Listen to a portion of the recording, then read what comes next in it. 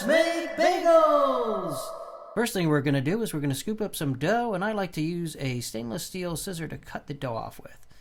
Now we're going to start shaping it into a general ball. So first we take our fingers, we start tucking them in through the bottom there. As you can see, we try to go around and around and around, trying to create a nice little ball tucked in at the bottom. Then we flip it over, we pinch the bottom together to make it nice and sealed up. There we go, perfect. Looks great, yes. Then we flip it back over, and now we're going to start measuring. So we get out our scale and we turn it on, and then we grab our dough and we're going to cut off a piece that we think is roughly 150 grams, which I find to make a good bagel size. So we take that and we weigh that, and it looks like it's 170. So I'm going to have to cut off a little piece. So here I am cutting off a little piece, and then there we go, 154, close enough for me. Looks great. Next, we're going to start shaping the bagel, which is the fun part. So we take it and we turn it around and we kind of just get it back into a ball shape, make sure everything looks good, pinch the bottom, perfect.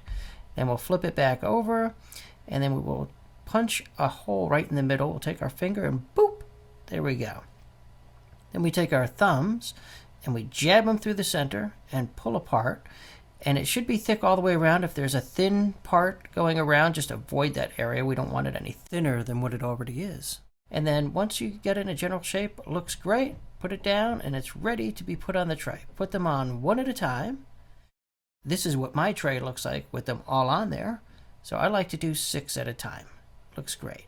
Now let's talk about boiling the bagels and what to put in the water. Well, I like to put molasses in, and this will give it nice coloring. Baking soda will alkalize the water and make the bagel soft and tasty. So what we do is we combine the molasses and the baking soda in the water. Okay, you're creating like a alkaline solution, and the molasses will give it flavor and help in the browning of the bagel.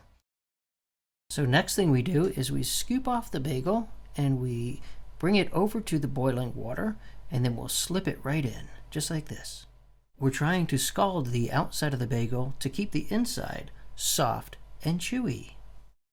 So there we go, number 2 in and number 3 in. So whatever amount that you think will fit in there, it's up to you. So sometimes I do 4, sometimes I do 6. It all depends on the tray. You'll have to excuse me for a second while I turn on the light. There we go. Gotta make things look good. Nice and steamy. So we grab the last bagel and we're going to pop that right in there just like this. There we go. We let them boil up a little bit. You're probably wondering, how long should I cook each side for? Well, there's no specific time. It's just whatever you want. If you go too long though, the bagel will start to get mushy, and you don't want that because then you can't handle it. So now what I'm doing here is I'm putting a paper towel down so that I could take the bagels out afterwards and put them on there so they can dry a little bit. I don't want them sopping wet when I put the toppings on. So here I go flipping over the bagel. 1, 2, 3, looks good. Flip. Now notice I flip towards the inside. Okay, because if you flip towards the outside, you will splash water on the outside of the pan, which will then run down and put out your flame. We don't want to put out the flame. We want that flame to keep going nice and hot. So then we just tap it off and everything looks good.